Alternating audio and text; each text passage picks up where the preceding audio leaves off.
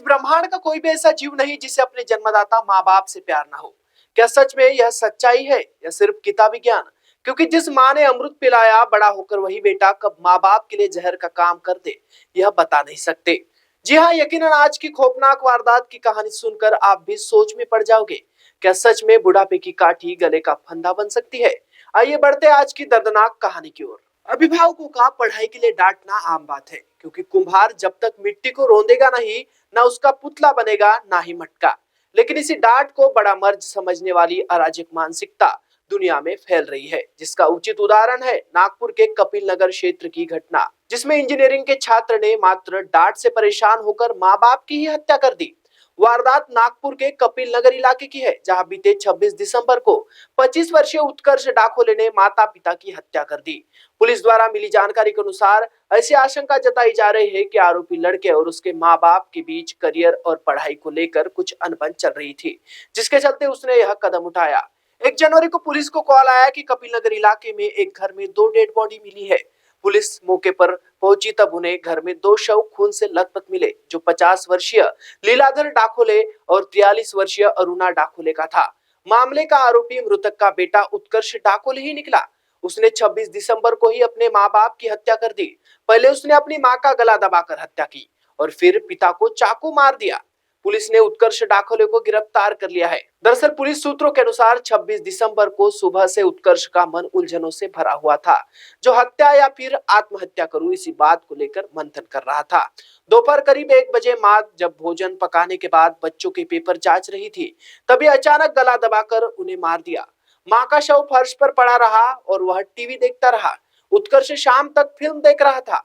बताया जा रहा है कि घटना के समय मां घर में अकेली थी। बहन सेजल कॉलेज और पिता एक रिश्तेदार के अंतिम संस्कार में गए थे।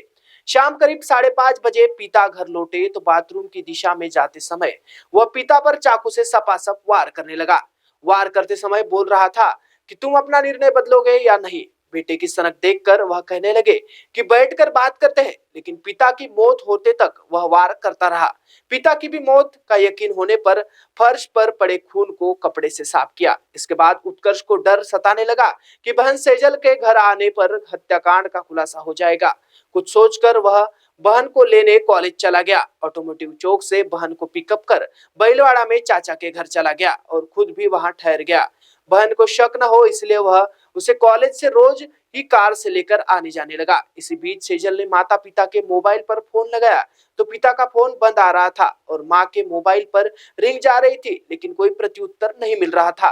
सेजल परेशान हो गई, तब उत्कर्ष से पूछने लगी। उत्कर्ष ने होशियारी दिखाते हुए कहा कि माता पिता ध्यान साधना के लिए बेंगलुरु गए हैं। इधर उत्कर्ष को 31 दिसंबर के एक दिन पहले न्यू खसाड़ा के दोस्त ने फोन कर बताया कि उसके घर के पास से दुर्गंध आ रही है, जिसके चलते वह रात में न्यू खसाड़ा गया और चचेरे भाई से मुलाकात की। चचेरे भाई के सामने माता पिता की याद आने की बात कहकर रोने का नाटक करने लगा। चचेरे भाई ने कहा कि तूने ही बताया कि उन्हें बेंगलुरु जाने के लिए नागपुर रेलवे स्टेशन पर छोड़कर आया है, इसलिए बेफिक्र रहे। रही बात घर से दुर्गंध आने की, तो घर पर चलकर देख लेते हैं। बुधवार की सुबह चचेरे भाई के साथ वह गया। खिड़की से अंदर देखा तो माता पिता अचेत पड़े थे।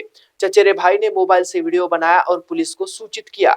कपिलनगर पुलिस मौके पर पहुंची। पुलिस ने दरवाजे को तोड़ा तो अंदर का दृश्य देखकर सभी स्तब्ध रह गए।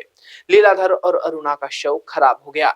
यकीनन इस घटना के बाद इंसानियत से विश्वास ही उड़ गया। जो माँ बचपन में लोरिया सुनाती है, पिता खुद से समझौता कर बेटे का संगोपन करते हैं, उसी माता पिता से व्यवहार काफी चिंतनीय है।